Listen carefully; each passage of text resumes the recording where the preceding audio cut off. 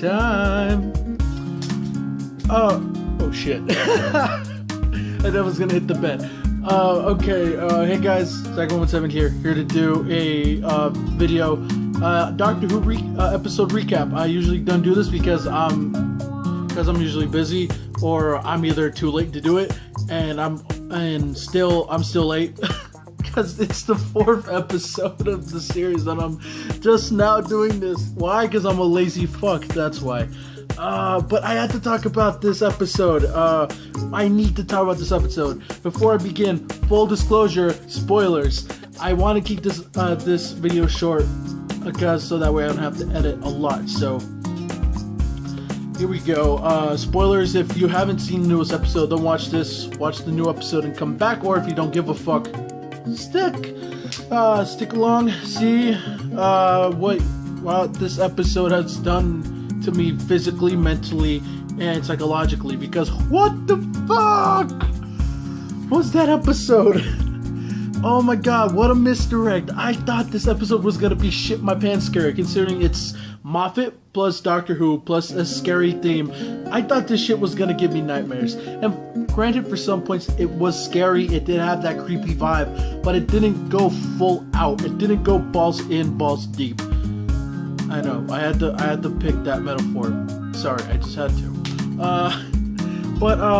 Yeah, for the beginning of the episode, it starts with the Doctor just asking this question: what if we're not? What if everyone isn't alone after all, even when we think we're alone? What if we have a secret companion that isn't visible, that is the perfect hider, so to speak? And it's really this whole theme of, like, what if we're not really all alone? What if there's something there that we don't see? What if it's something that just something there that doesn't want to be seen and just waits for the perfect moment to be seen? And it's really an interesting kind of idea, especially how they do it with all the time travel. And Clara, oh my god, Clara has been getting so good. Her character development in this series has been getting so much better than last season. Granted, I haven't liked Clara this much since the Snowmen, last year's Christmas special. And granted, she had her moments in last year's season, but I thought she was too much more of a love interest, like that sort of lovey-dovey girl. I don't know. I just get tired of that shit. Okay, but all that was said, I love how Clara's shaping up to be in this season, and she's strong-willed, and they're kind of mixing in this new character, Danny Pink, who's a soldier who was introduced and into the Dalek, and they finally go out on a date, and it doesn't go well. It's pretty awkward. Not awkward in TV, but just the date is awkward. It just doesn't go well for them. And they do something with that. And shit, I don't know if I want to spoil with that for. Well, I guess he spoiled. You know what? I'm not gonna spoil it. But they time travel, and the Doctor uses Clara to uses the telepathic circuits. There you go. So Clara can drive the TARDIS and through her own time stream, and because he's figured out that through all of time, there's one dream or nightmare, I should say, that people have that's exactly the same, and it's that you wake up, you think you're alone, you think you're awake, but then you get out of bed, you try to look in the room, and then something from under the bed grabs you. And he's figured out that dream is a dream that that everyone has had, and that kind of troubles him. That kind of gets the light bulb, and he said, like, oh, I need to investigate this. So he gets Clara and he asks her, have you had this dream before? She says, yeah, now that you mention, I have. So they go to her own time stream, which they think is her own time stream, to go to the exact moment where she had the dream, so the Doctor can see what was under her bed. And they go to this old, I would say orphanage, like boarding house, and they meet a kid there who's just had the dream, and it's not Clara, it's someone. Oh, what's the name of the kid? Well, it's a different kid, but his last name is Pink. But and this kind of weirds out Clara, like what the hell, and Clara tries to show the boy that there's nothing under the bed. They go under the bed, and once they go under the bed, something is on top of the fucking bed. What the fuck? And the doctor shows up, and he's all like, and he starts explaining fear in a way that I feel has never been explained before. He explains fear as a superpower, that it makes you more alert, it makes you run faster, jump faster, and it just makes you more human, more braver. It's basically a good thing to be afraid. And they turn around, and the thing is under like a blanket, so you don't see what it is. And so they all turn around so it could go away, and it goes right up behind them, and it takes off the sheet for a second, but they still don't know what it is, and it just runs out. Never did we see it again. What the fuck was that thing? What was it? So many unanswered questions. And they go, and so they like, what was that? And they don't know, and blah blah blah.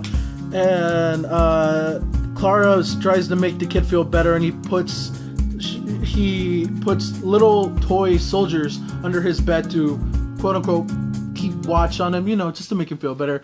And she pulls out this one little toy, and it's a soldier that's broken, and it doesn't have a gun. It's just him empty-handed.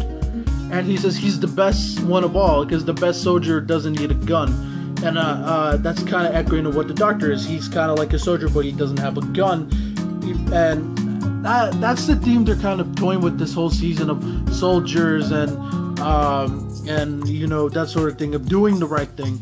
And I kind of want to go where they see with that. And they go again in Clara's time stream. Clara wants to go back to the date to make sure, to fix it, but then it messes up again, and then a man in a suit pops up telling her to come back to the TARDIS, and Clara thinks it's the doctor, but it's actually a fucking descendant of Danny, of Danny, called Orion, I think, or it's Orutus Pink or something, I think. Sorry if I got that wrong. And he's from the future, and it turns out he's in the future. He's the last one standing, because he's an astronaut, and he goes too far, and he goes to the end of everything. Like, he's the only life form left, and oh my god. And then then the doctor's like, wait, if he's the last one in the entire universe, then why is the door locked? Why is he afraid? And poor guy, Captain Pink, which it's the guy, the descendant, he just wants to go home. And the doctor's like, the TARDIS needs to recharge. I want to see what this thing is. So they stay overnight, because the doctor really wants to find out what this monster is. What is under the bed? What is this thing? And him and Clara stay, and he unlocks the door, and he orders Clara to go back into the TARDIS. And then the doctor sees something, and but the airlock gets filled with air, and shit hits the fan. The doctor gets hit with something, and Captain Pink goes back to save him, bring him back into the TARDIS, and they think they're safe in the TARDIS, but something's trying to get in. And then Clara uses the telepathic circuits to go somewhere else in her timeline so they can get the fuck out of there. And then they go to some other place. Clara gets out, and it looks like she's in a sort of farm place. And then she thinks she's going to meet again one of Danny's descendants or future relatives. But when he calls out any of the names, there's no response. Then she sees this little boy covered up, crying, and sleeping in the farm, I may add. And she hears people coming. She hides under the bed, and it's a man and a woman. And so, like, you can come back to you can come back with the other children. I don't like you being alone. And then the guy sort of an asshole, like, oh, he needs to stop being afraid, or else he'll never become a soldier. Like, he doesn't want to become a soldier. And then the woman's like, he doesn't want to be a soldier. And the man is like, oh, so like, he better stop being afraid, or else he'll never be a Time Lord.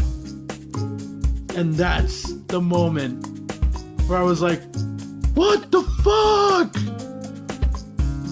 So, if you haven't caught up by now, Clara just went back to the Doctor's childhood on Gallifrey. Oh my god, Moffat, what are you doing to me? This fucking TV show is gonna be the end of me. And so, at that point, I'm freaking out. I can't fucking understand. Like, what the fuck? And it goes to commercial break, and I'm just sitting there, like, what do I do? Then it comes back, and then the boy doctor, the boy hears Clara's like, who's there? Come out, where are you? And Clara's still under the bed, and he sees his feet, like he's about to get out from under the bed. Then she grabs his foot. It's like, oh, the connection. Oh my god. And then she's like, oh shit, what did I just do? And she's like, go back to sleep. Just do me this favor, go back to sleep. This is all a dream.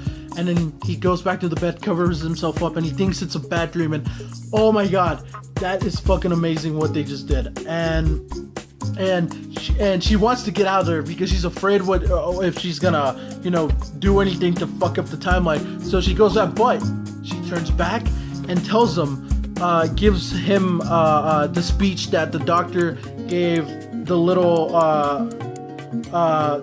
Danny back at the orphanage, that fear is a superpower, that's okay to be afraid, that fear is a companion, that it stays with us but makes us stronger, makes us who we are, and it's okay to be afraid. And then she says that you will one day come back to this farm and be more afraid than you ever will be. Then it cuts to a scene of the War Doctor from the 50th. The farm in the beginning where he's about to make the decision is the same farm.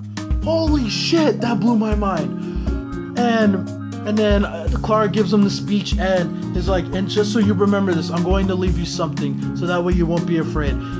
He leaves him the little toy soldier without a gun, and because back in the episode, the captain had it. He said it was a family heirloom and gave it to Clara, as a token. And so Clara has it and gave it to the Doctor. I'm like, oh, and that's where. And then he, oh fuck, sorry, I can't talk straight. This episode. And so the captain, back in the TARDIS, the captain asked the Doctor what he saw when he opened the door. And Clara said, maybe it was nothing. Maybe it was nothing at all. Maybe it was just a whisper, a ghost or something. Or maybe the Big Bad Time Lord is afraid of the dark. And the Doctor right then starts to freak out. He's like, where are we? Where did you send us? And then he's like, promise me we'll just go away from here and you never looked where we were just at. So he promises and he never fucking looked back. And that's where the episode ends. Oh my god. And oh yeah, and I forgot to add, Clara goes back to Danny's apartment in the present to say sorry, and he goes and makes her, and they end up kissing. So I guess they're gonna be a thing. So I guess now we know why Clara leaves. So whatever. I'm just kidding. But yeah, oh my god, this episode. People are so there's still some things I don't get, and people are still like, I was on Tumblr and Twitter just a couple of minutes before this video, and then they were like, oh, what the hell was this episode? But the episode was so good. This is the best episode by far in the series, and next week's episode looks pretty fun. It's called Time Heist, and they're gonna rob a bank, and it's so fun. Oh, this looks so good. But this episode was, I haven't said what the fuck so much in my life in like a 2-minute time span. Oh my god, this episode. So there you go, that was this episode. I hope I hope you liked this video. I hope you like seeing a fat ass talk about Doctor Who. Mainly I made this video just for fun and because I was bored. Hopefully I get to do another episode recap next week if I'm not such a lazy fuck. But yeah, if you like this video, please like, subscribe, comment on what you like about the episode, any theories or anything of what's going to happen in the season, or you just want to call me fat, go ahead. Yeah, thanks for watching. I'll see you guys soon. Later.